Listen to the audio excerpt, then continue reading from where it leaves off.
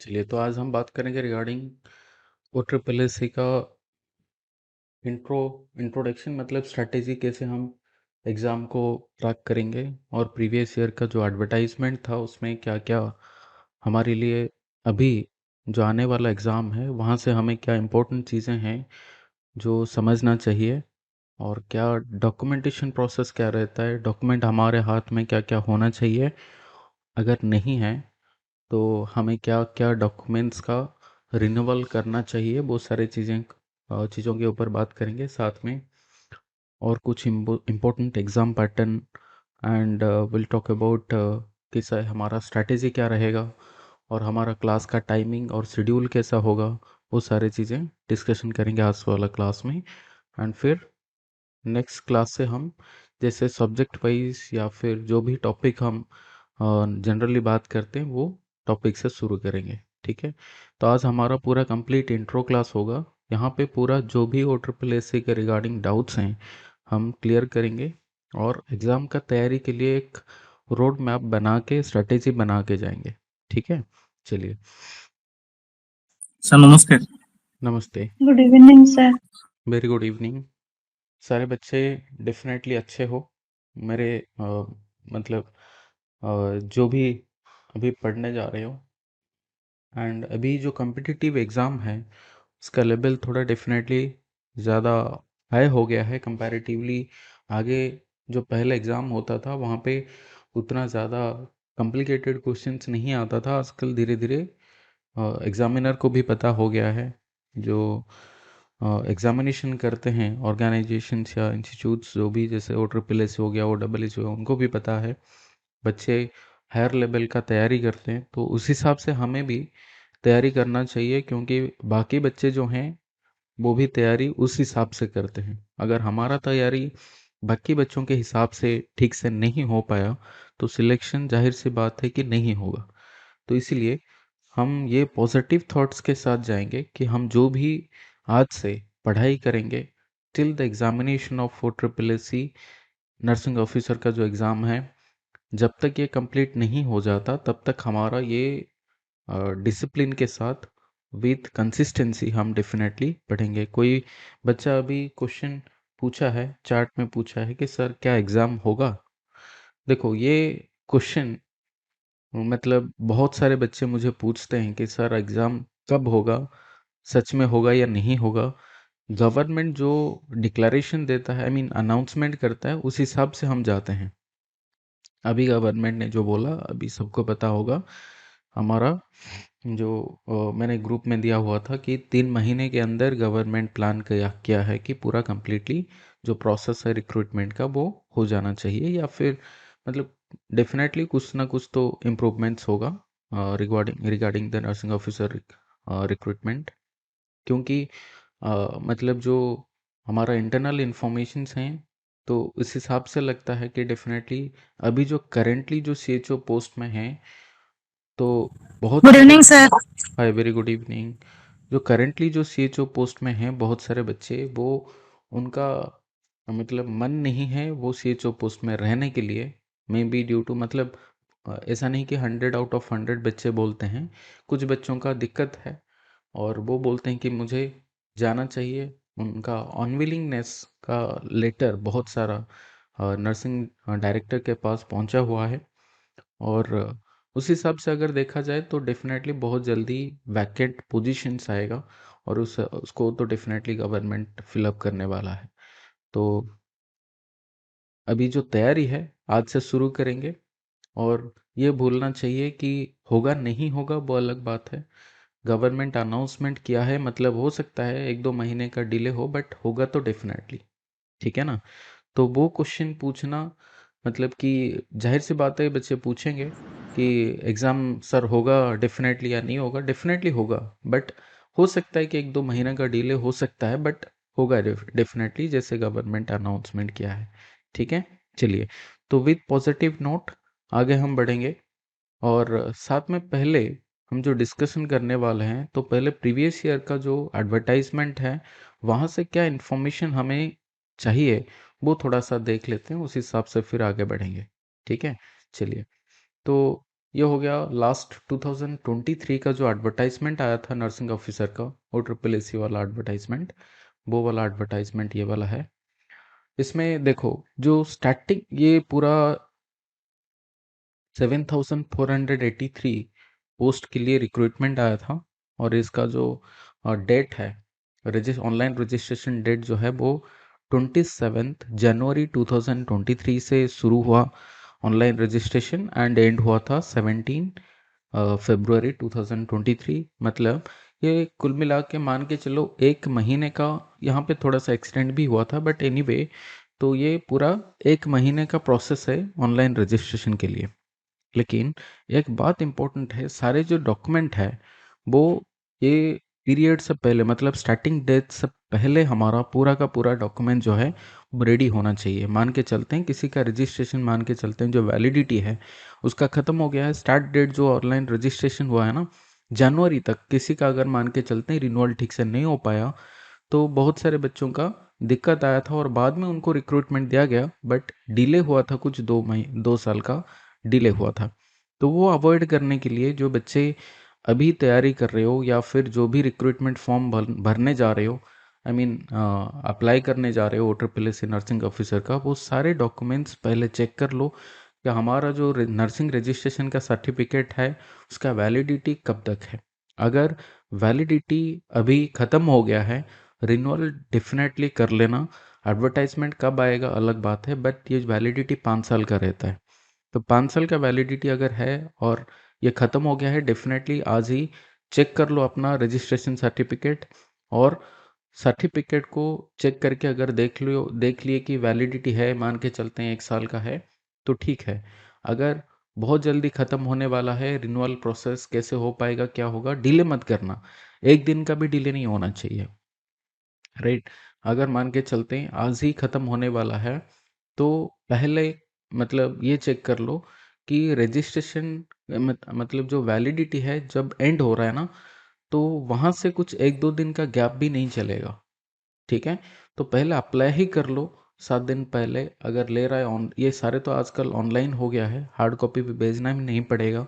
अगर किसी को दिक्कत है विथ रिन्यूअल, मुझे मतलब मैसेज कर लो, सर मुझे दिक्कत है रिन्यूअल करने के लिए, लिंक भेज दूंगा और गाइड करा लूँगा पूरा, कैसे रिन्यूअल प्रोसेस होता है वो पूरा मैं डेफिनेटली बताऊंगा। तो मान के चलते हैं जब एडवर्टाइजमेंट आता है ना, तो एडवर्टाइजमेंट से कुछ हमारा 1 महीने का गैप होता है फॉर ऑनलाइन फॉर्म फिलअप। उसके बाद जो एग्जामिनेशन डेट आता है वो कुछ 1 महीना या 2 महीने के अंदर आ जाता है। तो कुल मिला के एडवर्टाइजमेंट आने का कुछ जो टाइम हमारे पास रहता है, एग्जैक्टली जब हम पढ़ने जा रहे हैं, तो हमें ये पता होना चाहिए एडवर्टाइजमेंट से एग्ज़ाम का डेट कितना दूरी है।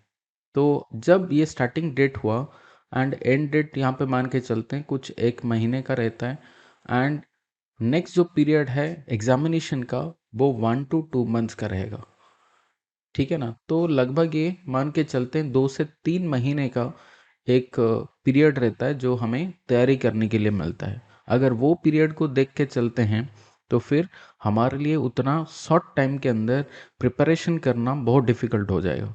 इसीलिए अभी से तैयारी करना ज़्यादा इम्पोर्टेंट है। वो चाहे ओ ट्रिपल एस सी का हो, कोई भी एग्ज़ाम हो, एटलीस्ट 6 महीने का चाहिए प्रिपरेशन, ठीक है। अगर बेसिक फंडामेंटल पहले से पता है then you can do it. मतलब रिवीजन अगर चाहिए, पहले से पता है, कुछ ऑलरेडी कवर कर लिए हो, तो फिर 2-3 महीना 4 महीना काफ़ी है, ठीक है। तो एनीवे, तो यहाँ से समझ लिए कि हमारे पास जो विंडो पीरियड है वो कुछ 2-3 महीने का है। यहाँ तक कोई डाउट किसी को? No sir. नहीं। चलिए नेक्स्ट आते हैं, just a minute.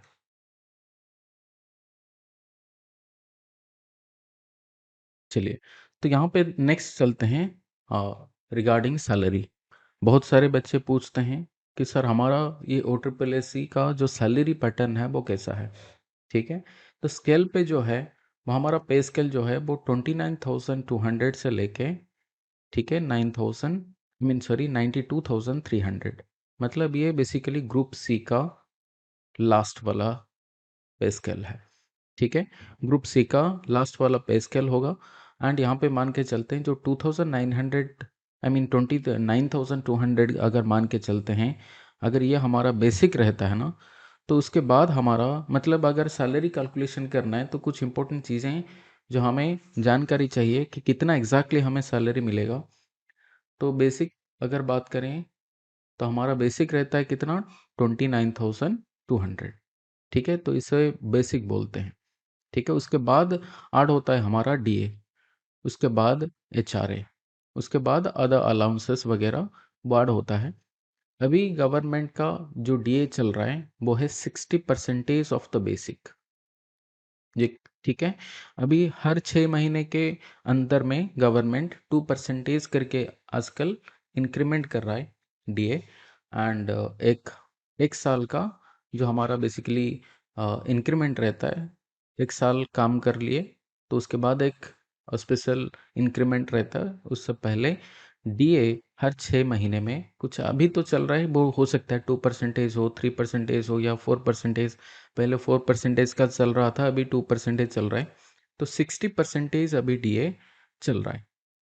And HRA वो 4% से लेके 12% तक हो सकता है।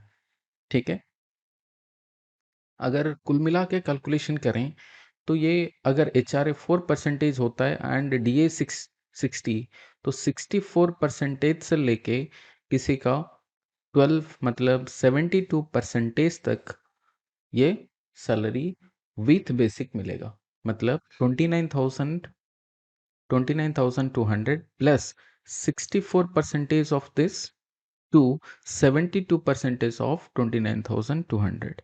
तो ये कुल मिला के कुछ लगभग आ जाता है हमारा 47,000। मतलब ये जो कैलकुलेशन करोगे तो 47,888 टू 50,224।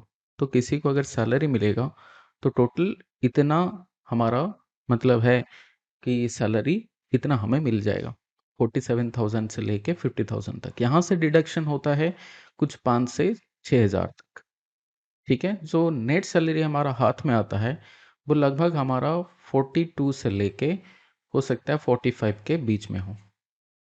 मैं अप्रोक्सीमेट राउंड बना के बताया, तो 42 टू 45 के बीच में हमारा नेट, हमारा जो क्रेडिट होता है अकाउंट में वो होगा हमारा सैलरी।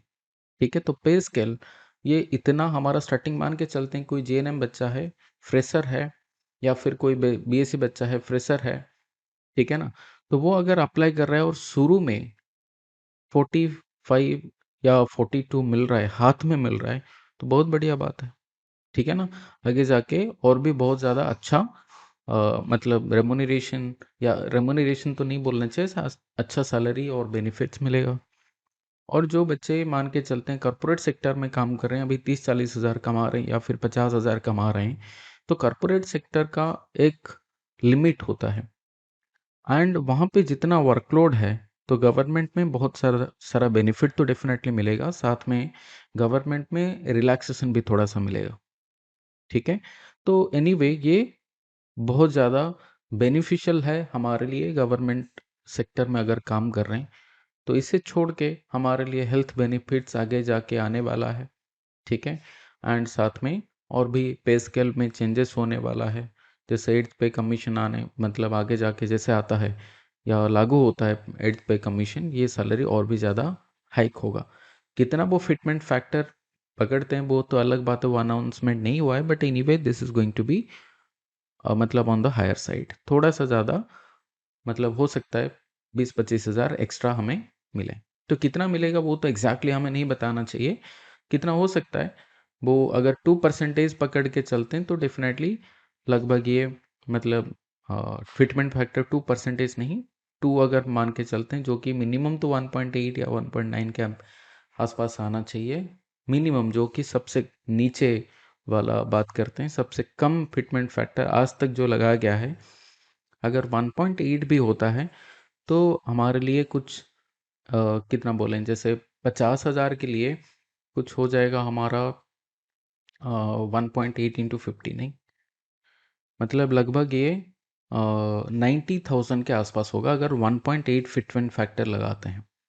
ठीक है, तो 50,000 का 90,000। तो अभी मान के चलते हैं जितना अभी मतलब हो सकता है अगर फिटमेंट फैक्टर को 1.8 लगाएं, अगर 1.8 ना लगा के थोड़ा कम करते हैं तो लगभग तो अप्रॉक्सीमेट 20-30,000 के आसपास आएगा मिनिमम।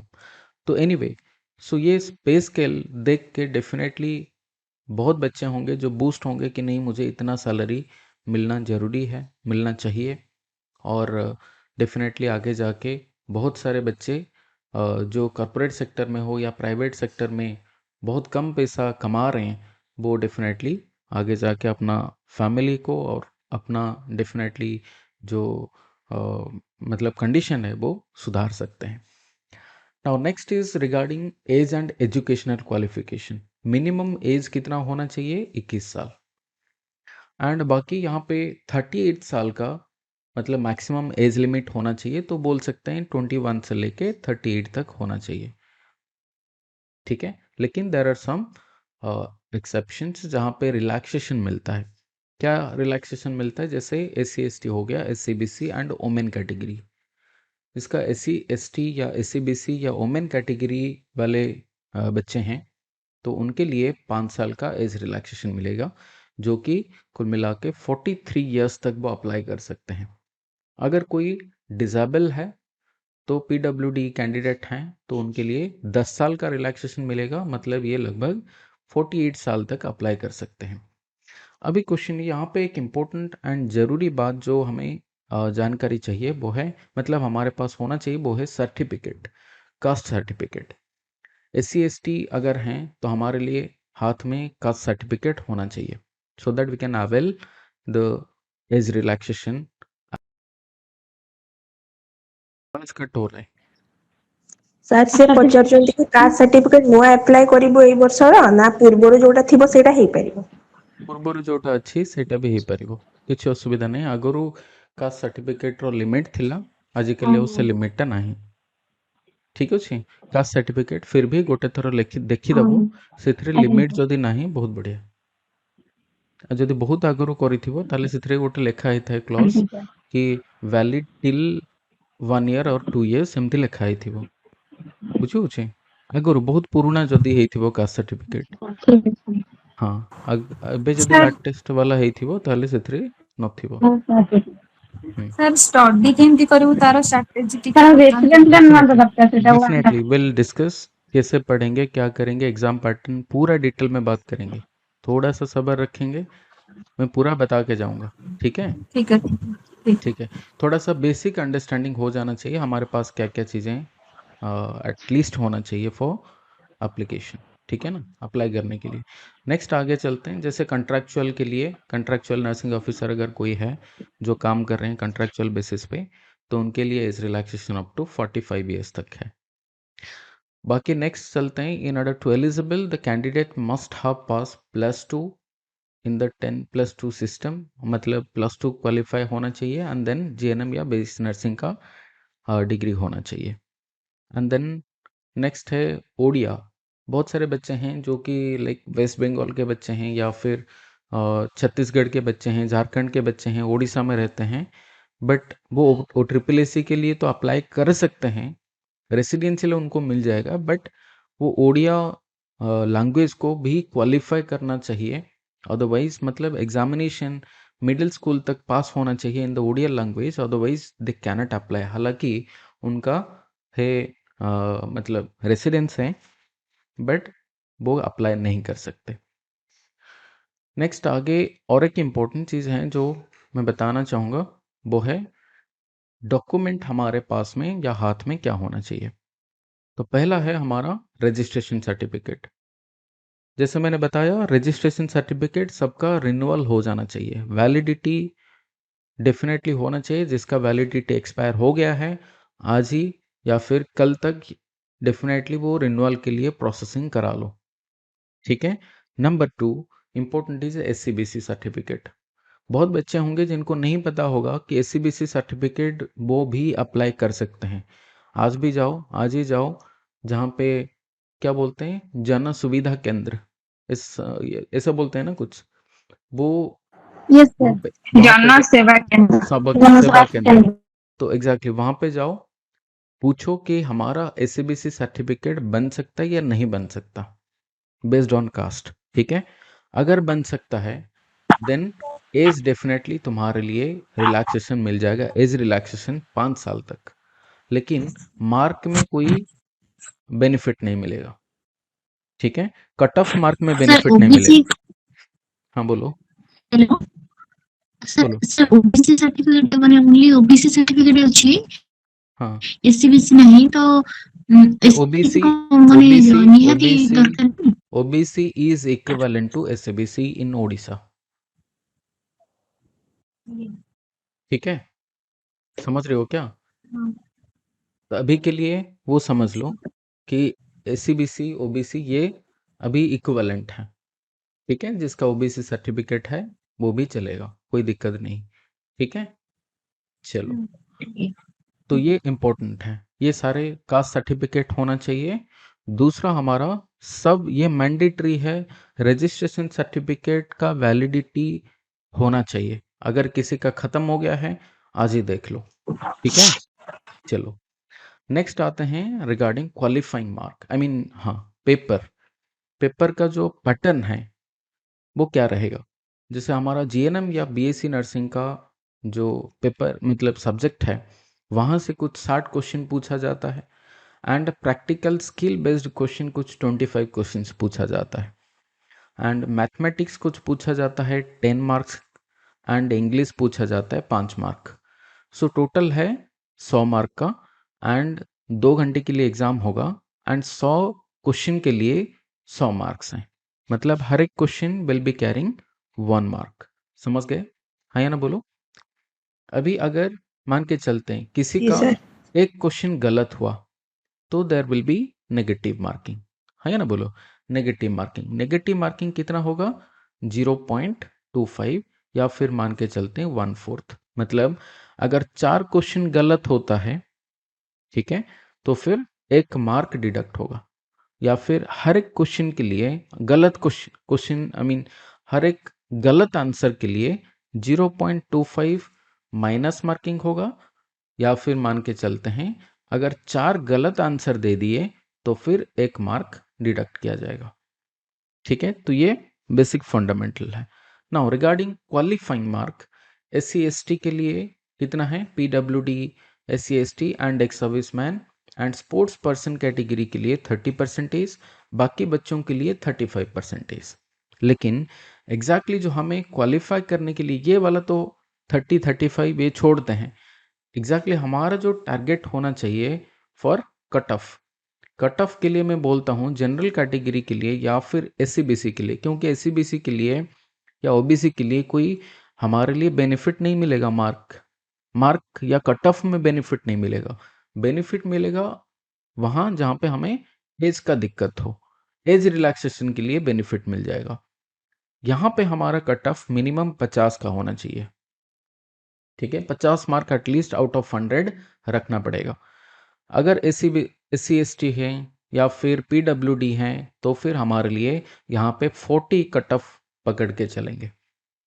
ठीक है, 40 अगर हो गया तो हमें जॉब मिल जाएगा। मतलब ये कट ऑफ बोल रहा हूँ, जितना अच्छा मार्क रखेंगे उस हिसाब से हमारा सिलेक्शन या हमारा जो चॉइस है वो चॉइस एरिया पे हमें मिल जाएगा आसानी से। जहाँ हम चूज करेंगे वहाँ पे हमारा जॉब मिल जाएगा अगर अच्छा मार्क रखते हैं। जितना कम रखेंगे हमें कोई इंटीरियर एरिया या फिर अच्छा जगह नहीं मिलेगा जहाँ पे काम करने का मतलब थोड़ा सा सुकून मिले, या अच्छा हमारा चॉइस के हिसाब से नहीं मिलेगा।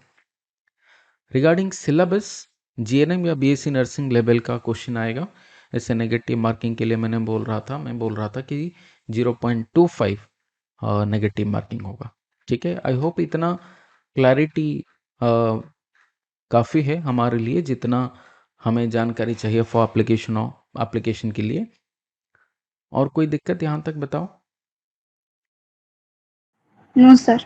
नहीं, चलिए अभी बात करते हैं एग्जाम पैटर्न। हमने बात किया, अभी बात करते हैं कैसे पढ़ना चाहिए हमें। ठीक है, तो कैसे पढ़ना चाहिए वो हमें डिस्कशन करना है। अभी डिस्कशन किए कि जो सब्जेक्ट एरिया एंड कितना क्वेश्चन आता है, कितना मार्क बेसिकली अवार्ड होता है, मतलब कितना मार्क मतलब सब्जेक्ट एरिया के हिसाब से रखा गया है। नर्सिंग सब्जेक्ट 60 क्वेश्चन आता है, 60 मार्क है। नर्सिंग स्किल 25 मार्क्स का क्वेश्चन आता है। एंड अरिथमेटिक या मैथमेटिक्स से 10 क्वेश्चन आता है 10 मार्क के लिए। इंग्लिश 5। तो हमारा देखो majority of the question will be here 85 questions. कहाँ से? नर्सिंग सब्जेक्ट से।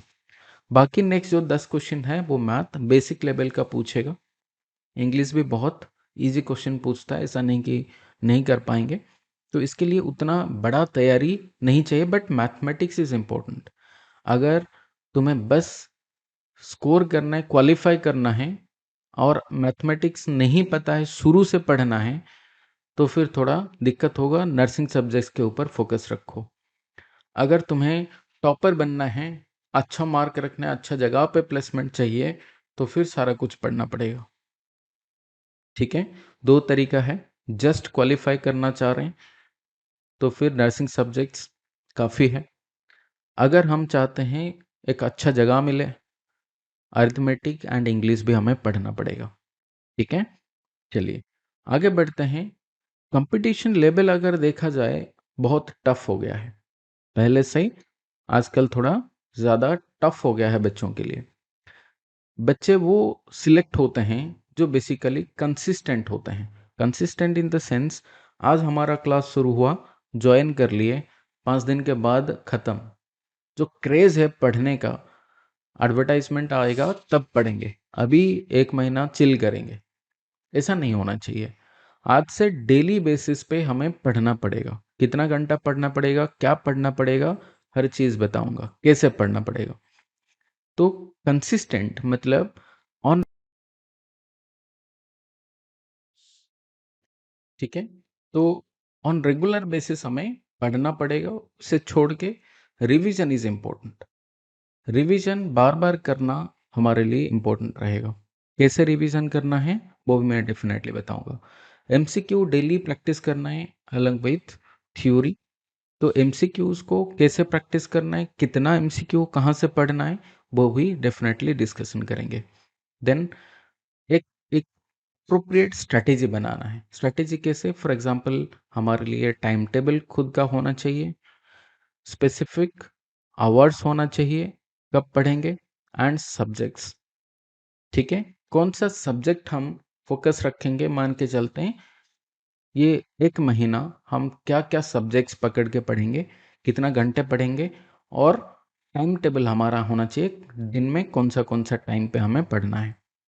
ठीक है, तो वो सारी चीज़ें इंडिविजुअल बेसिस पे बनाना पड़ेगा। मैं एक स्पेसिफिक टाइम बता दूंगा कि हमें इतना टाइम पढ़ना है और ये चीज़ें पढ़ना है, लेकिन ऑन इंडिविजुअल बेसिस हमें वो डिसाइड करना है कि कब हमें पढ़ना है। हो सकता है किसी को रात में पढ़ने के लिए अच्छा लगता हो, किसी को सुबह उठ के पढ़ने में अच्छा लगता हो, तो वो इंडिविजुअल बेसिस पे टाइम टेबल बनेगा। जिसको दिक्कत है मुझे मैसेज कर लो, सर मुझे दिक्कत हो रहा है, I will definitely guide you.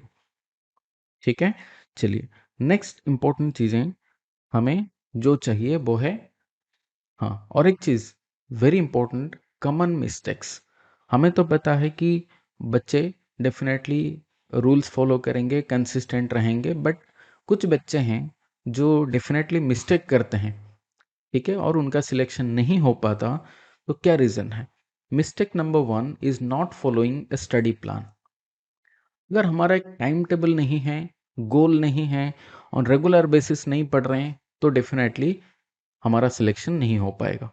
एक चीज़ याद रखना, कितना भी ज्ञानी हो लेकिन सिलेक्शन नहीं हो पाएगा अगर प्रॉपर प्लानिंग नहीं है, अगर रेगुलर बेसिस पे कंसिस्टेंटली हम नहीं पढ़ रहे हैं।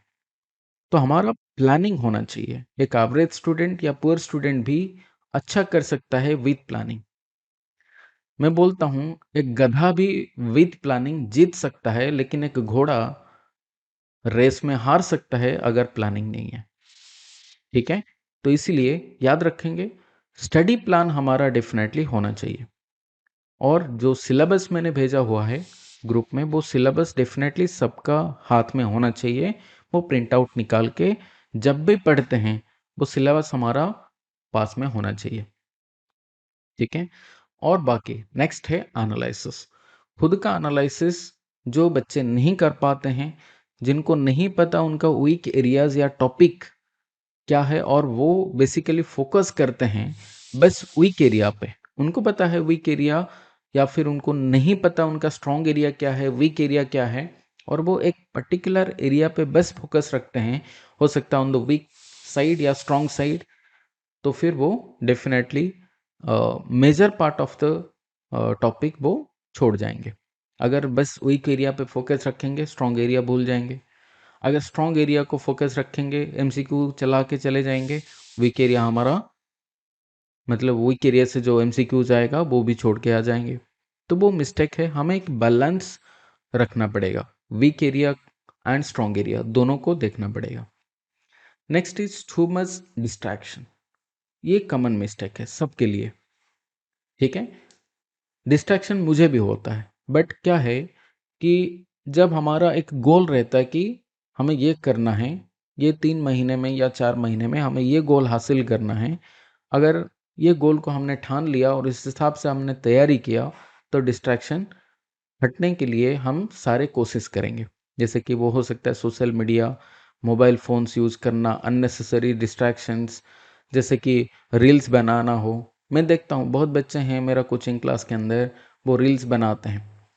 रील्स बनाने के लिए टाइम है, अगर बोल देंगे सर 1 घंटा टाइम, मैं अगर बोल देता हूँ उनको 1 घंटा टाइम दे दो पढ़ने के लिए, तो पढ़ने के लिए टाइम नहीं है, बट रील्स बनाने के लिए टाइम मिल जाता है, ठीक है ना। तो to much distraction also is a mistake. Not revising regularly, revision का भी एक स्ट्रेटेजी है, कैसे रिवीजन करना चाहिए। अगर रिवीजन नहीं कर रहे हैं तो सबसे बड़ा गलती है, ये मिस्टेक नहीं होना चाहिए। Next is not practising MCQs and previous year questions. Previous year question definitely practice करना है।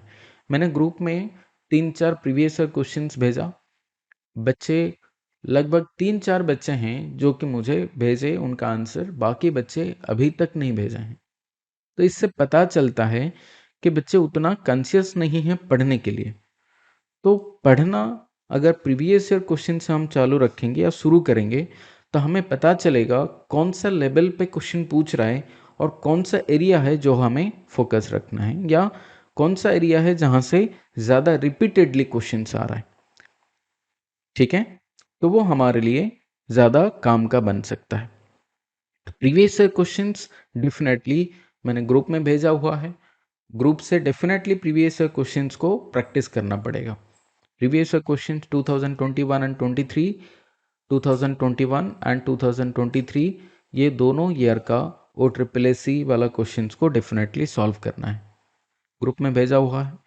उससे छोड़ के स्टेट वाइज कुछ सीएचओ का क्वेश्चन पेपर है जो मैं ग्रुप में भेजा है, वो क्वेश्चन पेपर को भी डेफिनेटली अटेंड करना है, ठीक है। चलिए next, the reality of competitive exams. जो बच्चे क्रैक कर पाते हैं उनका क्या है, वो रिपीटेडली रिवीजन करते हैं, डेली प्रैक्टिस करते हैं, कंसिस्टेंसी है उनका, रेगुलर बेसिस पे पढ़ते हैं, टाइम मैनेजमेंट उनको पता है, कौन सा टाइम पे पढ़ना है, कौन सा टाइम पे नहीं पढ़ना, और कैसे पढ़ना है, वो सारी चीज़ें, and self discipline which is very important. Discipline हो गया तो डेफिनेटली हमारा हो जाएगा, ठीक है। चलिए नेक्स्ट रिवीजन साइकिल। जैसे मैं बोला कि revision cycle in the sense कब हमें रिवीजन करना चाहिए, उससे पहले थोड़ा सा और जानकारी मैं दूंगा रिवीजन साइकिल से पहले, कि हमें रिवीजन तो डेफिनेटली करना है, तो पढ़ना क्या है। तो पढ़ने के लिए मैंने सिलेबस दिया हुआ है, तो क्या टॉपिक्स हमें पढ़ना है, तो ये पूरा सिलेबस हमारा हाथ में होना चाहिए। जो O triple S C nursing officer का जो सिलेबस मैंने भेजा हुआ है ग्रुप में, तो वो सिलेबस सबके हाथ में होना चाहिए, प्रिंट आउट ले लो। नर्सिंग फाउंडेशन से लेके सारे सब्जेक्ट्स का मैंने दिया हुआ है यहाँ पे सिलेबस। जैसे ही मान के चलते हैं एक टॉपिक खत्म हुआ, मान के चलते हैं नर्सिंग फाउंडेशन हम शुरू कर रहे हैं, जैसे ही पहला वाला टॉपिक खत्म हुआ, तो हम क्या करेंगे, इमीडिएटली एक टिक लगाएंगे कि हमारे लिए खत्म हो गया है, ये कंप्लीट हो गया मेरा, ठीक है। नेक्स्ट टॉपिक चलते हैं, वाइटल साइन। इसका हमने थ्योरी देख लिया एंड एमसीक्यू खत्म हो गया, इसको हम टिक लगाएंगे। ठीक है, तो मान के चलते हैं आज एक दिन में हमने ये दो टॉपिक को कवर कर लिया, इसका थ्योरी एंड एमसीक्यू खत्म हो गया। ठीक है, हमने पूरा देख लिया। रात को जैसे हम सोने जा रहे हैं या फिर रात को एक पर्टिकुलर टाइम हम चूज करेंगे जहां पे रिवीजन होगा। ठीक है, एंड ऑफ द डे हमें 30 मिनट्स का एक रिवीजन टाइम सेपरेट रखना पड़ेगा डेली बेसिस पे। डेली बेसिस पे 30 minutes revision time. Daily basis पे मान के चलते हैं 6 घंटा पढ़ रहे हो, 5 आवर 30 मिनट्स। ठीक है, 5 आवर्स 30 मिनट्स हम सब्जेक्ट को देंगे, मतलब पढ़ने के लिए देंगे, एंड बाकी 30 मिनट्स जो है वो होगा रिवीजन। ठीक है, सो 30 minutes revision on daily basis, ये इंपॉर्टेंट है।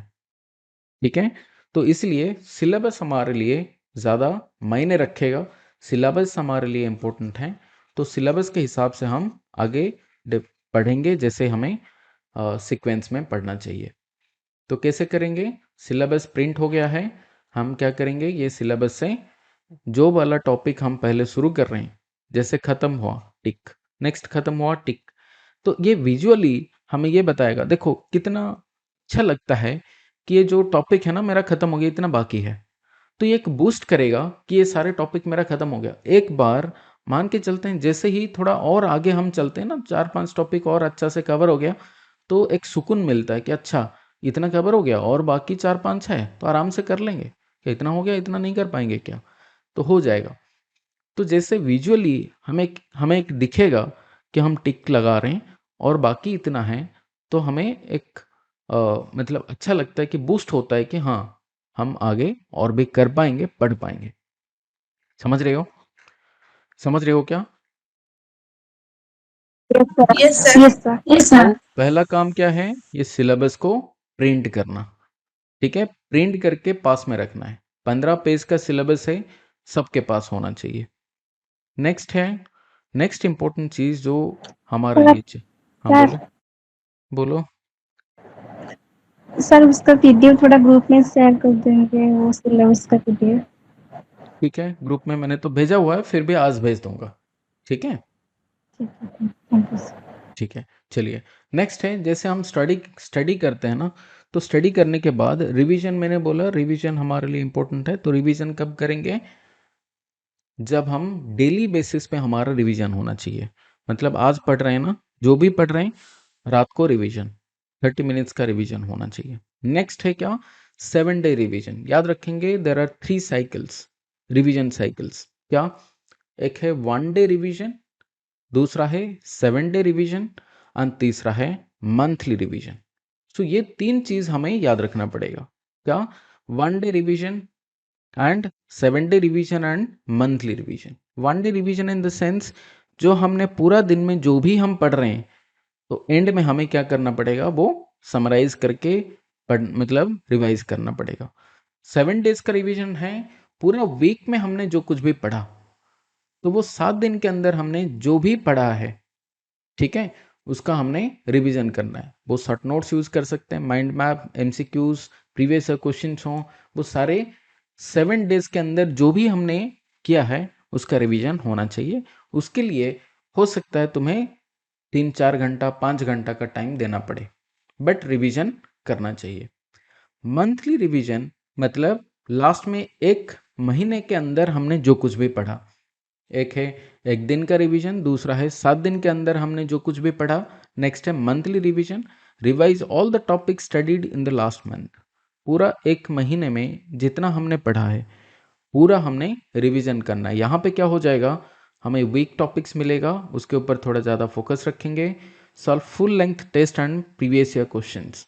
यहाँ पे पूरा जैसे मान के चलते हैं, हमने नर्सिंग फाउंडेशन का मान के चल रहे हैं, एक महीने के अंदर नर्सिंग फाउंडेशन का 10 टॉपिक हमने कवर किया, पीडियाट्रिक का 20 टॉपिक हमने कवर किया है, तो टोटल 30 टॉपिक हो गया।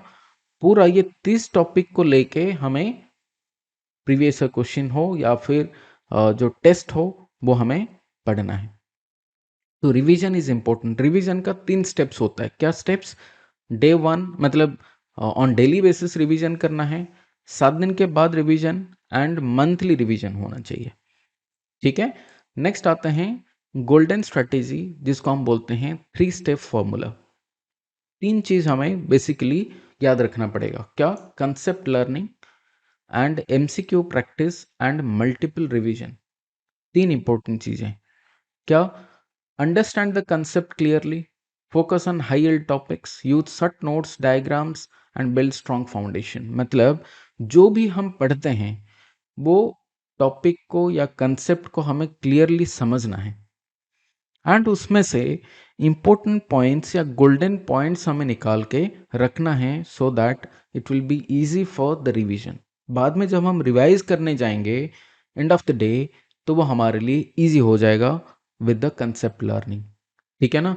नेक्स्ट आते हैं एमसीक्यू प्रैक्टिस। वही टॉपिक के रिगार्डिंग जो भी एमसीक्यूज अवेलेबल है, जो भी बुक्स हमारे लिए है, मतलब बेसिकली मैंने एक तो ग्रुप भेजा हुआ है, आई मीन बुक भेजा हुआ है ग्रुप में, वो बुक एंड बाकी मुझे क्लास के बाद पूछ लोगे तो मैं पर्टिकुलर बुक बोल दूंगा। एनसीएलएक्स वगैरह नहीं चाहिए। एमसीक्यूज बुक बहुत सारे मिलता है तो सारा कुछ हमें नहीं पढ़ना, बस 2 बुक हमें चाहिए ओ ट्रिपल एस सी के लिए। आफ्टर द क्लास मुझे पूछना या फिर ग्रुप में मैं भेज दूंगा क्या बुक्स पढ़ना है, तो वो दो बुक हमें ले लेना चाहिए। वहां से एमसीक्यू काफी हमारे लिए है for O triple S C. ठीक है, डेली हमें वो सर एमसीक्यू अभी वो बुक का नाम बता नहीं सकते? नहीं बता सकते, इसीलिए तो नहीं बताया, नहीं तो बता दिया था।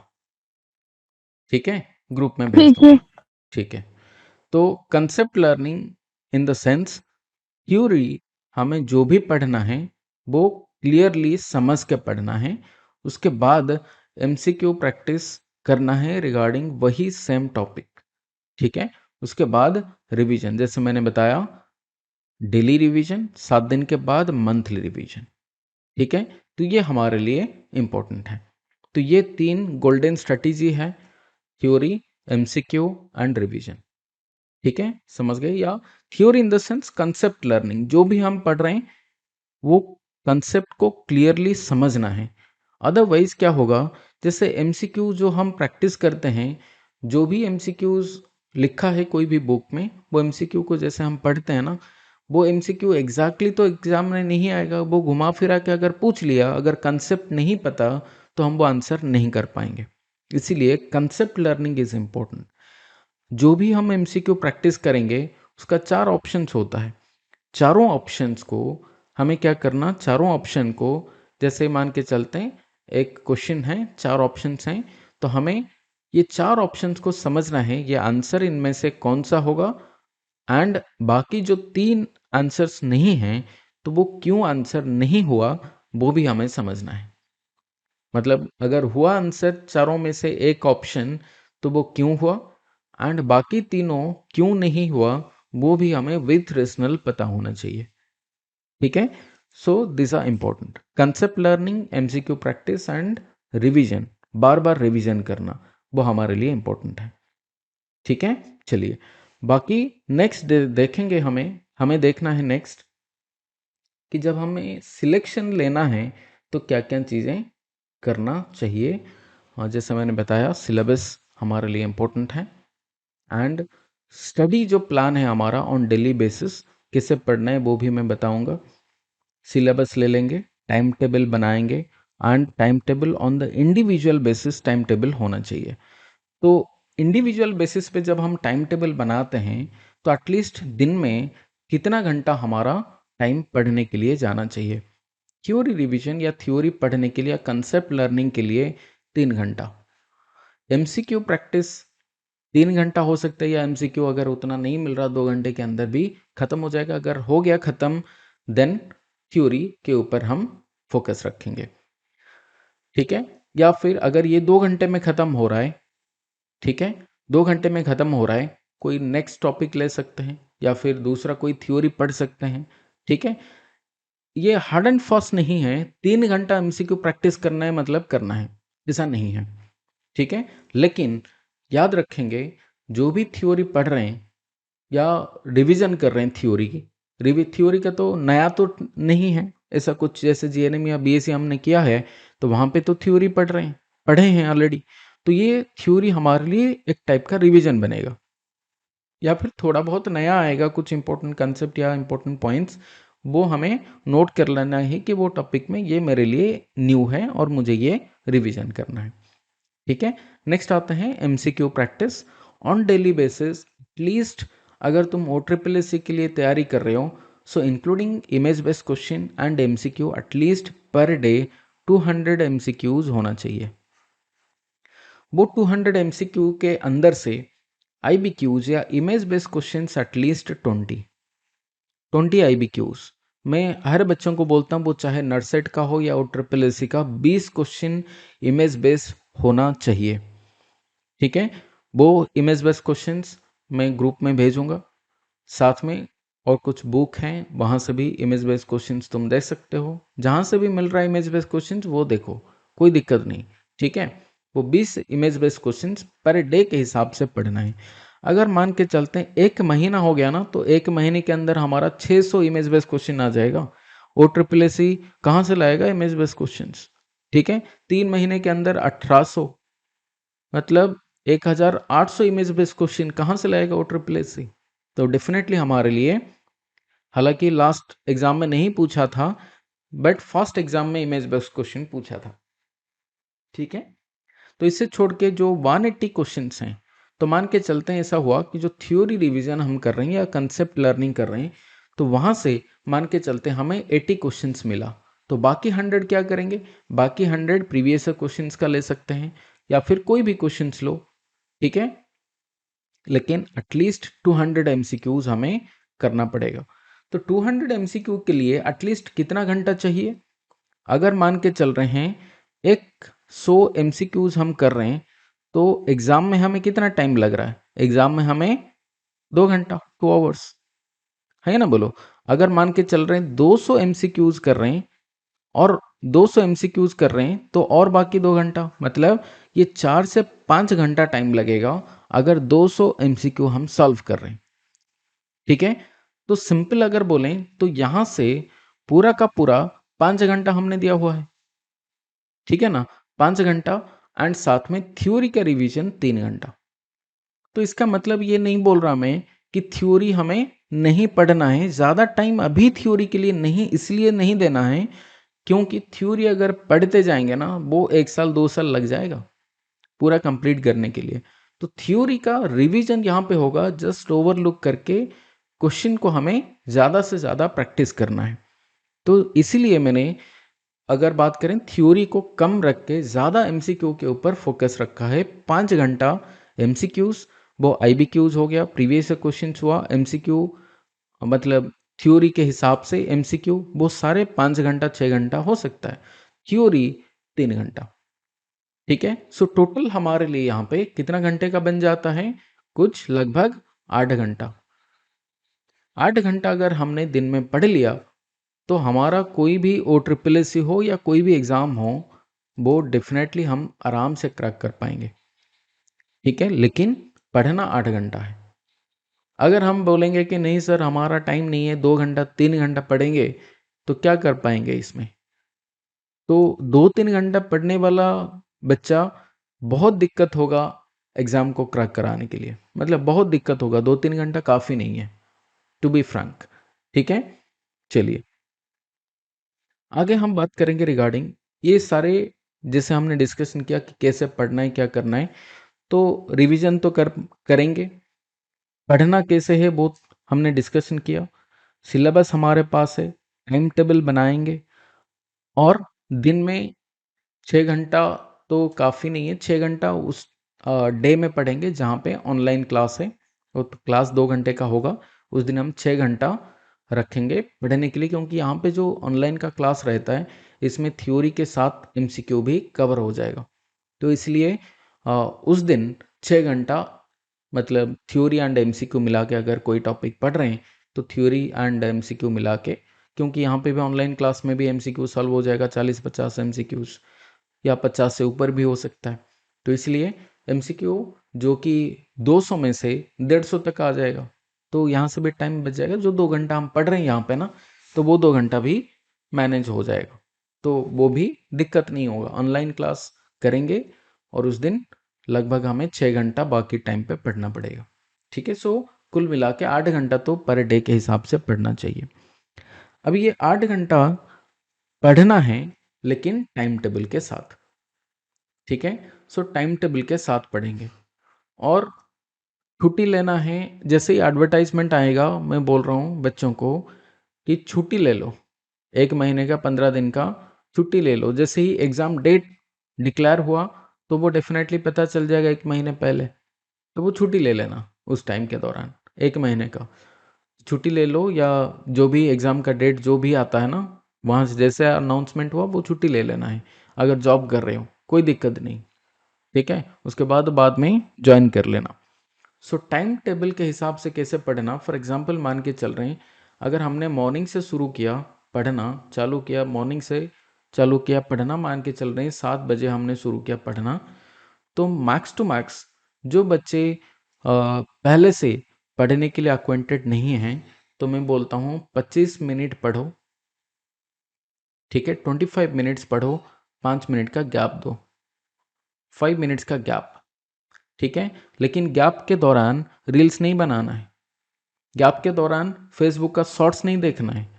ठीक है, गाना सुन सकते हो, कोई बच्चे के साथ खेल सकते हो, गार्डन में जाके पानी दे सकते हो, नाच सकते हो, ठीक है ना, बट रील्स नहीं बनाना। ठीक है, सो 25 मिनट्स के बाद 5 मिनट का गैप, उसके बाद फिर 25 मिनट्स पढ़ेंगे, फिर 5 मिनट का गैप, ऐसे करके हमें पढ़ना है। समझ रहे हो क्या? तो ऐसे क्या होगा कि 1 घंटे का शेड्यूल हो गया। जैसे हम आगे जाएंगे ये 25 मिनट्स धीरे धीरे हमारा बढ़ता जाएगा। ठीक है, 25 मिनट्स को और ज़्यादा हम अच्छा से बढ़ा के 45 मिनट्स तक ले सकते हैं। ठीक है, सो एनीवे, सो शुरू में क्या करेंगे, मोबाइल एक सबसे बड़ा डिस्ट्रैक्शन है, आइदर स्विच ऑफ कर लो, डीएनडी मोड में रख लो, कोई दिक्कत नहीं। ठीक है, लेकिन एक टाइमर चला देना है, टाइमर चला देना 25 मिनट्स का। 25 मिनट्स के अंदर कोई भी डिस्ट्रैक्शन नहीं चाहिए। जब पढ़ने के लिए बैठ गए, अगर तुम्हें लगता है पढ़ने के टाइम मुझे लगता है पानी पीने के लिए जाना है, सूसू जाना है, बिस्कुट खाना है, मिक्सर खाना है, जो भी है, पूरा का पूरा मतलब दिमाग हर टाइम एक एक्सक्यूज ढूंढता है कि मुझे नहीं पढ़ना। किसको अच्छा लगता है स्ट्रेस? दिमाग को भी अच्छा नहीं लगता। तो एक्सक्यूज जैसे दिमाग मतलब मांग ना पाए, उस हिसाब से हमें पहले पढ़ने से पहले सारा का सारा तैयारी कर लेना कि दिमाग तुम एक्सक्यूज मत ढूंढो। ठीक है, अगर पानी चाहिए रख लो पास में वाटर बोतल, स्नैक्स चाहिए स्नैक्स रख लो। ठीक है, जो कुछ भी दिमाग मतलब अपने इंडिविजुअल बेसिस पे वो अलग अलग होता है। ठीक है ना, तो जो भी करना है पढ़ने से पहले 25 मिनट पहले हमें मतलब 25 मिनट के अंदर हमें कोई डिस्ट्रैक्शन नहीं चाहिए। जो भी चाहिए पहले रख लो टेबल के ऊपर, पूरा का पूरा 25 मिनट ध्यान से पढ़ना है। मोबाइल साइलेंट कर लो, कुछ भी कर लो, कोई दिक्कत नहीं। ठीक है, डीएनडी मोड में रख लो। ठीक है, या फिर अगर कोई दूसरा मोबाइल है जहाँ पे कॉल वगैरह नहीं आ रहा, वो मोबाइल भी यूज़ कर सकते हैं। कीपैड मोबाइल में डाल दो जहाँ पे कॉल आता है बार बार। ठीक है, तो अपने हिसाब से वो अलग अलग चीज़ हम कर सकते हैं, नोटिफिकेशन भी ऑफ कर सकते हैं। तरीका है पढ़ने के लिए, अगर हमें मन है तो हम सारा कुछ कर सकते हैं। सो टाइमर लगाना 25 मिनट्स का काउंटडाउन टाइमर, जैसे ही 0 हुआ तो हम क्या करेंगे, 5 मिनट के लिए जाएंगे, गाना सुनेंगे, बच्चे के साथ खेल सकते हैं, फूल हमारा गार्डन में पानी दे सकते हैं, कुछ भी, लेकिन रील्स नहीं बनाना, मोबाइल में शॉर्ट्स नहीं देखना। ठीक है, तो ऐसे करके हमें पढ़ना है। तो कंटिन्यूअसली 2-3 घंटा पढ़ना पॉसिबल नहीं है, दिमाग भी घूम जाएगा, दिमाग भी रिसीव नहीं करेगा। अगर कंटिन्यूअसली 8 घंटा बैठ के पढ़ोगे ना, गैप बीच में नहीं मिल रहा तो दिक्कत हो जाएगा। ठीक है, तो गैप चाहिए, दिमाग को भी रिलैक्सेशन चाहिए। दिमाग ये बोलता है अगर 25 मिनट में पढ़ूंगा ना तो 5 मिनट मुझे रिलैक्सेशन मिलेगा, बढ़िया है, क्या दिक्कत है। तो ये दिमाग सोचने लगेगा कि 25 मिनट में पढ़ रहा हूँ तो रिवार्ड मुझे 5 मिनट का मिल रहा है रिलैक्सेशन के लिए, ठीक है ना। तो वो धीरे धीरे वो ढांचे में आ जाएगा। इसे बोलते हैं पोमोडोरो टेक्निक। तो ये मेथड बहुत बढ़िया है, साइंटिफिकली प्रूवन है, दिमाग इसको अच्छा से एक्सेप्ट करता है। पढ़ना पढ़ना इसी तरीके से हमें करना है, ठीक है। नेक्स्ट आते हैं जो भी प्रीवियस क्वेश्चन है, ठीक है। सो प्रीवियस क्वेश्चंस हैं तो मैंने वो क्लास ऑलरेडी यूट्यूब में डाला हुआ है। प्रीवियस क्वेश्चन का वो 2021 एंड 2023 दोनों का आंसर्स या क्वेश्चन पेपर दोनों का एनालिसिस मैंने यूट्यूब में डाला हुआ है। इसे छोड़ के एक प्रीवियस क्वेश्चन का analysis O triple S C previous question का एनालिसिस मैंने किया हुआ है कि कौन सा टॉपिक है जहाँ से ज़्यादातर क्वेश्चन पूछा गया है 2021 एंड 23, ऐसे करके 20 एंड 23 ये दोनों में क्या क्या टॉपिक्स हैं जो कि बार बार रिपीट हुआ है, जैसे nursing foundation related, MSN related and psychiatry related, ओबीजी, paediatric related क्या क्या क्वेश्चन पूछा है, कौन सा सब्जेक्ट से क्या क्या क्वेश्चन पूछा गया है, वो सारे चीज़ें मैंने एनालिसिस के दौरान बताया हुआ है। ये भी यूट्यूब में पड़ा हुआ है, किसी को नहीं मिल रहा तो फिर मुझे मैसेज कर लो, लिंक भेज दूंगा, ठीक है। तो ये तीनों क्लास एटलीस्ट हमें पहले कर लेना है। क्या प्रीवियस क्वेश्चंस 2021 एंड 23 का, आई मीन 20 एंड 23 का, एंड देन ये प्रीवियस क्वेश्चंस का एनालिसिस। तो ये डेफिनेटली 3 हमारा पहले हो जाना चाहिए। नेक्स्ट आगे बढ़ते हैं रिगार्डिंग सिलेक्शन रूल, ठीक है। सिलेक्शन रूल कैसे हमारा सिलेक्शन हो पाएगा। तो अगर ये बैच में हम पढ़ रहे हैं तो क्या हमारा सिलेक्शन रूल क्या होगा, कैसे हम सिलेक्शन ले पाएंगे। तो नंबर 1 इज हमें रेगुलर क्लास करना पड़ेगा, ठीक है। रेगुलर क्लास करना पड़ेगा, वो चाहे live class, recorded class, regular class करना पड़ेगा। एक दिन भी गैप हो गया भूल जाएंगे, ठीक है। अगर मान के चलते हैं आज एक दिन हमने पढ़ नहीं पाया तो मतलब प्रीवियस डे हमने जो पढ़ा था वो तो भूलेंगे ही भूलेंगे, एंड आगे पढ़ने के लिए मन नहीं होगा। एक दिन का रिलैक्सेशन मिल गया ना, ब्रेन सोच लेगा मुझे अच्छा लग रहा है, क्यों पढ़ने जा रहे हो, ठीक है ना। तो वो नहीं करना। नंबर 2, ठीक है, ये हो गया हमारा सिलेक्शन रूल्स। तो पहला है रेगुलर क्लास अटेंड करना है, दूसरा है रिवीजन।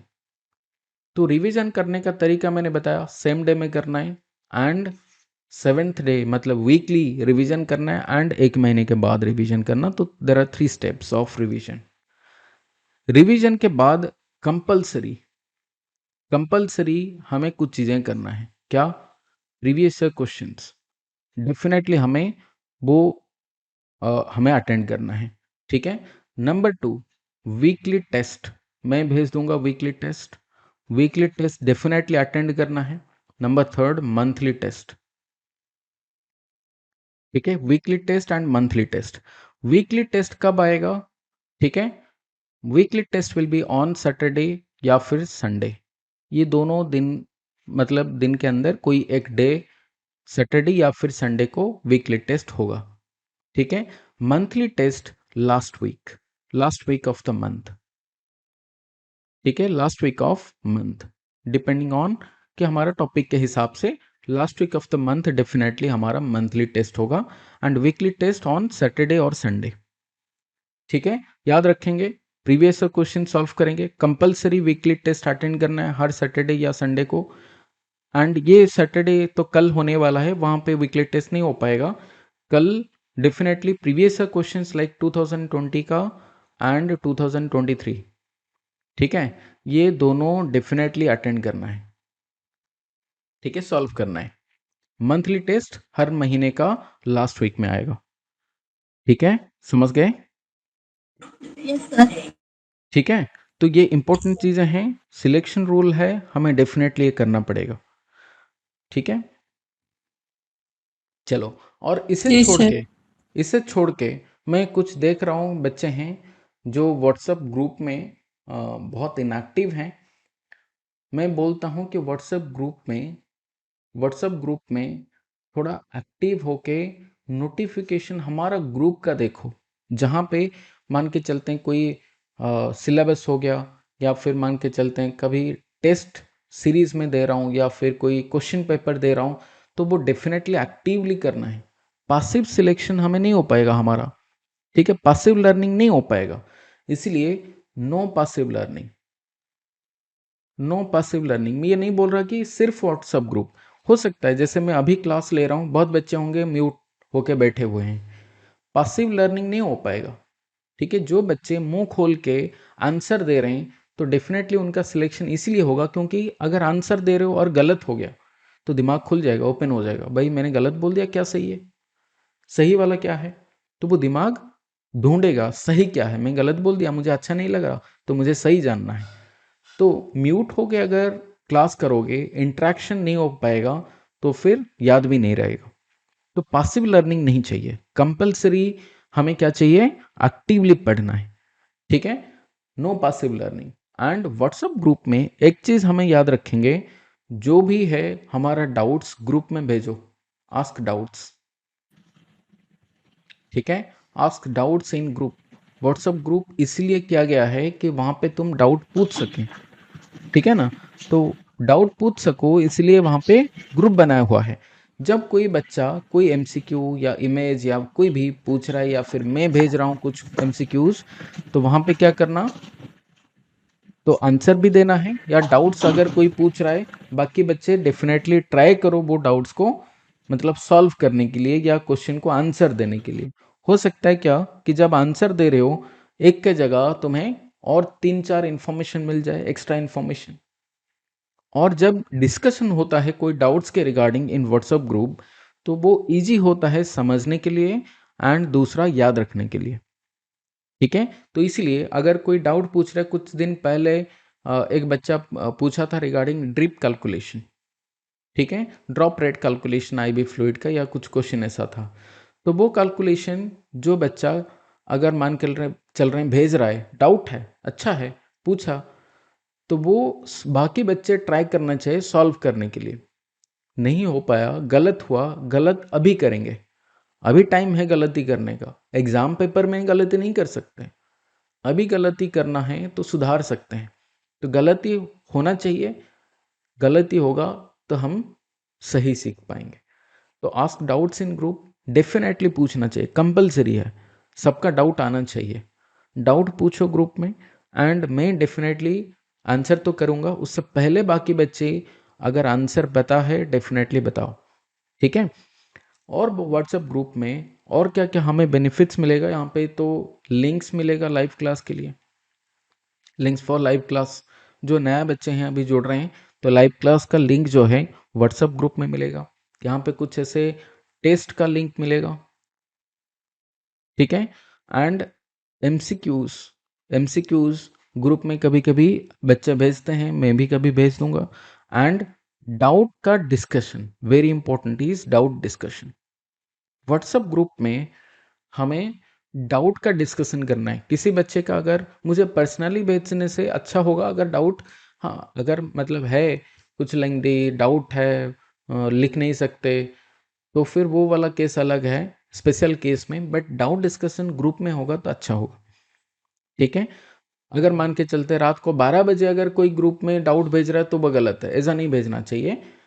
मतलब उस टाइम पे अगर जहाँ पे लगता है कि बाकी बच्चे डिस्टर्ब हो सकते हैं, तो वो टाइम पे मुझे पर्सनली भेज सकते हो, अदरवाइज ग्रुप में भेजना सही है, ठीक है।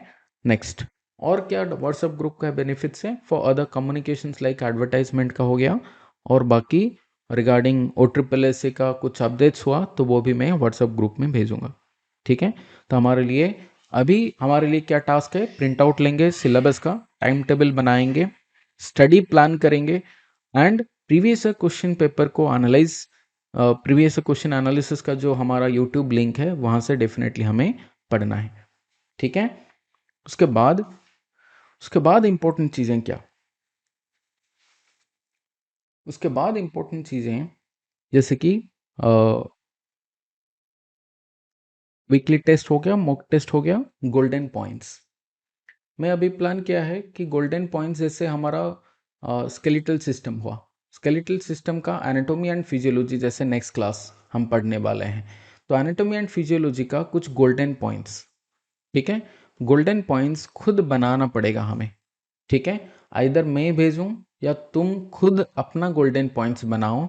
गोल्डन पॉइंट्स क्या है, वो अलग अलग बच्चों के लिए अलग अलग हो सकता है गोल्डन पॉइंट्स। क्यों?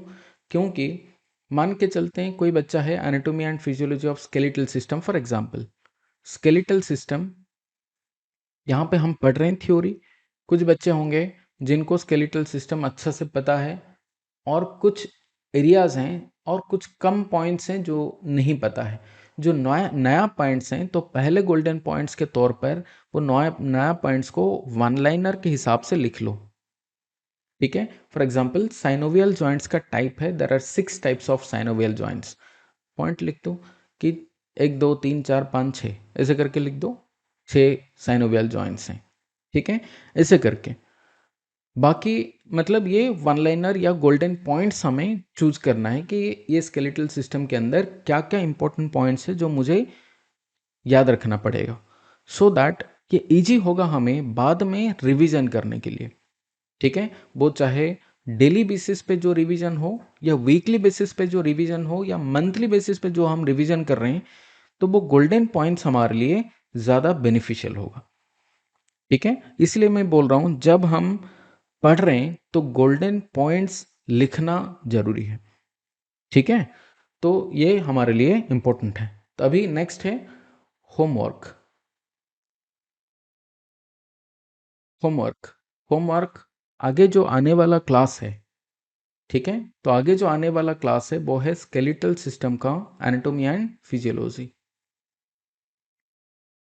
एनाटॉमी एंड फिजियोलॉजी, अभी ये anatomy and physiology related, skeletal system का anatomy and physiology related theory class है, एमसीक्यू क्लास है, तो वो सारे क्लास को हमें एप्लीकेशन के अंदर से करना है, ठीक है, थ्योरी वाला क्लास है। अभी जब तक हमारा नोटिफिकेशन नहीं आया है तब तक थ्योरी वाला क्लास डेफिनेटली करना है। जब नोटिफिकेशन आएगा तब हमें और थोड़ा रैपिडली हम पढ़ेंगे। अभी जो वीकली हमारा मतलब जो क्लास का टाइमिंग होगा, तो शाम को 6:30 में हम शुरू करेंगे क्लास एंड 6:45 को एग्जैक्टली स्टार्ट होगा and it will continue till 8:30 या 8:45 तक चलेगा। तो 2 घंटे का क्लास होगा। कैसे होगा? अल्टरनेटिव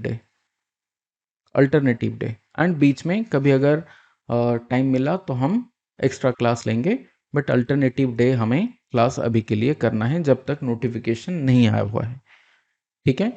6:30 से लेके 8:30 तक हमें क्लास करना है, और अगर क्लास में हमने ज्वाइन नहीं कर पाया ड्यू टू ड्यूटी और समथिंग, तो हमें क्या करना? Recorded class. Recorded class application के अंदर अवेलेबल है, वो रिकॉर्डेड क्लास को हमें डेफिनेटली कर लेना है, ठीक है। अभी तक किसी को डाउट है तो पूछ लो।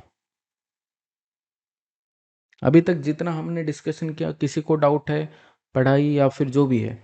कोई बच्चा पूछ रहा था सर कैसे पढ़ाई करेंगे, जो भी है, किसी को भी डाउट है पूछ लो, फिर हम आगे डिस्कशन करेंगे।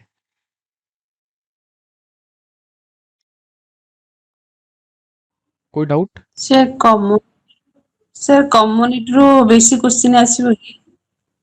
देखो ऐसे तो नहीं बोलना चाहिए कि कहाँ से ज़्यादा क्वेश्चन आएगा, but question definitely MSN and nursing foundation से ज़्यादा क्वेश्चन आता है।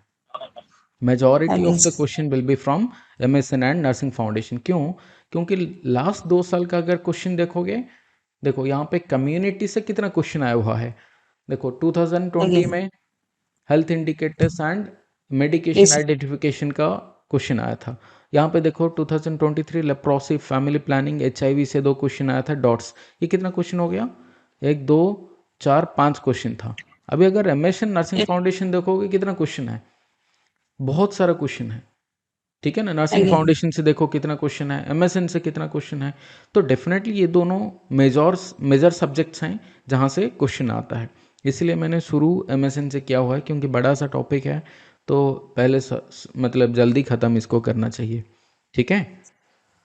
चलो, तो इसीलिए मैं बोल रहा हूँ ये OSSC वाला जो एनालिसिस क्लास है 2020 एंड 23 में जो क्वेश्चन आया था, मेरा एक एनालिसिस वाला क्लास है, वो डेफिनेटली करना, क्योंकि क्या मेजर सब्जेक्ट्स हैं या जो रिपीटेड क्वेश्चंस कौन सा वाला टॉपिक से ज़्यादातर आता है वो सारा मैंने यहाँ पे डिस्कशन किया हुआ है, ठीक है। एंड प्रीवियस ईयर क्वेश्चंस को भी डेफिनेटली। अच्छा, और एक चीज़ इंपॉर्टेंट है, वो है NRTS, nursing registration tracking system. अभी इसमें मैंडेटरी रजिस्ट्रेशन मांगा हुआ है। अभी जो बच्चे नर्सिंग का रजिस्ट्रेशन जिनको मिल गया है वो NRTS के थ्रू जाके रजिस्ट्रेशन करवा लेना। दिस इज़ नॉट मैंडेटरी, आगे जाके मैंडेटरी हो सकता है, ठीक है। एंड इसके लिए फ़ाइन भी भरना पड़ रहा है कुछ लगभग 6,000 या 7,000 का अगर डिले हुआ तो। इसलिए NRTS का रजिस्ट्रेशन करवा लेना, हो सकता है आगे जाके पूछ लें। अभी तो पूछ रहे जॉब करने के बाद NRTS मैंडेटरी पूछता है, तो ये भी पूछ सकता है आगे जाके, इसलिए ये भी देख लेना। तो सर्टिफिकेट के तौर पर हमें क्या चाहिए, एक है कास्ट सर्टिफिकेट, वो रेडी रखना है। नंबर 2 रजिस्ट्रेशन रिन्यूअल, ठीक है, ये मिनिमम होना चाहिए। बाकी NRTS का तुम्हें आराम से कर सकते हो, ये मैंडेटरी नहीं है बट कर सकते हो, ठीक है। हो सकता है पूछ लें कभी, सर। ठीक है। और बाकी और किसी को डाउट है रिगार्डिंग OSSC एग्ज़ाम? सारा कुछ हमने डिस्कशन किया।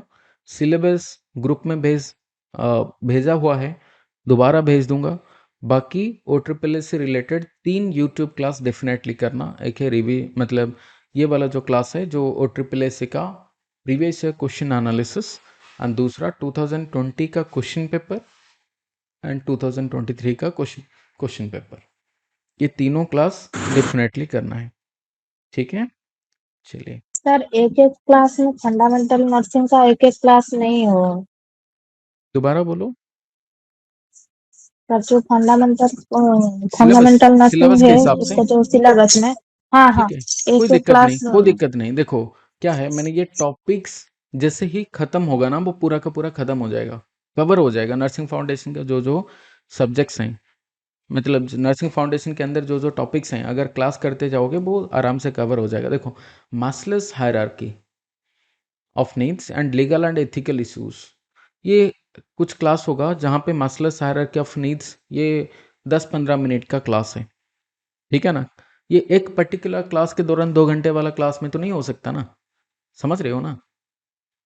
तो ये छोटा सा टॉपिक है, तो इसलिए जैसे ही हम क्लास आगे जा मतलब करते जाएंगे, नर्सिंग फाउंडेशन इसको छोड़ दो, टिक मत लगाओ, आगे वाइटल साइन का करो, हॉट एंड कोल्ड एप्लीकेशन, जब आएगा मास्लोस थ्योरी ऑफ हायरार्की तब टिक लगा देना, ठीक है ना, समझ रहे हो।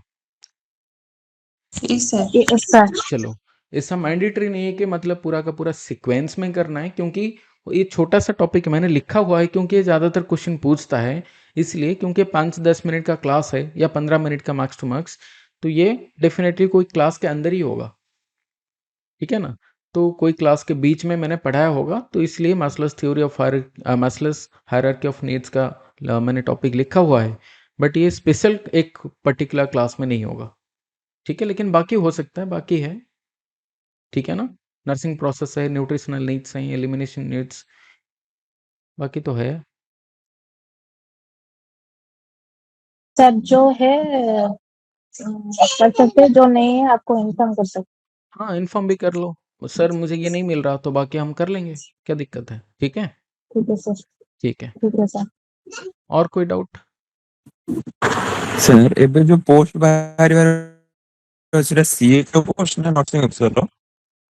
अभी तक तो क्लियर नहीं है, वो CHO या नर्सिंग ऑफिसर का होगा। जितना मुझे पता है इंटरनली, मतलब इंटरनली तो नहीं बोलना चाहिए, जितना पता है रिवर्ट होने के लिए बहुत सारे CHO खुद का अनविलिंगनेस शो किए हैं। तो अगर रिवर्ट हो जाएंगे तो गवर्नमेंट के पास कोई ऑप्शन तो नहीं है, तो वो क्या करेगा, जो नर्सिंग ऑफिसर्स रिक्रूट होंगे तो वो CHO को डेफिनेटली डाइवर्ट करके लेके जाएगा, तो वो सिर्फ एडवर्टाइजमेंट आने के बाद ही हो पाएगा, और कुछ नहीं। अभी के लिए ज़्यादा कुछ नहीं बोल सकते, ठीक है। Yes sir. लेकिन ये सीएचओ या नर्सिंग ऑफिसर ये अभी के लिए क्यों सोच रहे हो? एग्जाम पहले क्रैक कर लेंगे, उसके बाद सोचेंगे जाएंगे नहीं जाएंगे, ठीक है ना? एग्जाम लिखने में Yes, क्या गलती है? एग्जाम पहले लिखो, फिर आगे देखते हैं क्या लेगा नहीं लेगा, वो अलग बात है, ठीक है ना? Yes sir. ठीक है, चलो बंद करूं।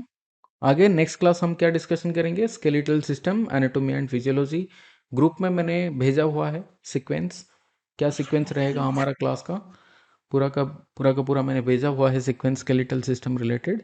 जैसे हम पढ़ते हैं स्केलेटल सिस्टम को, पहले हमारा एनाटॉमी एंड फिजियोलॉजी डिस्कशन होगा, उसके बाद एमएसएन, उसके बाद पीडियाट्रिक एंड देन उसके बाद फार्माकोलॉजी। ऐसा हमारा सीक्वेंस रहेगा कोई पर्टिकुलर सिस्टम का। जैसे एंडोक्राइन सिस्टम हुआ, पहले एनाटॉमी एंडोक्राइन सिस्टम का, फिर उसके बाद एंडोक्राइन सिस्टम का एमएसएन, उसके बाद पीडियाट्रिक एंड उसके बाद फार्माकोलॉजी। सो एक ही टाइम मतलब सिस्टम के अंदर 4 सब्जेक्ट्स हम कवर करके जाएंगे, ठीक है? चलिए, yes, sir. ओके, बंद करूँ क्लास? Thank you sir. तो bye, take yes care, sir. Good night. Good night sir. Good night. Thank you sir. Most welcome.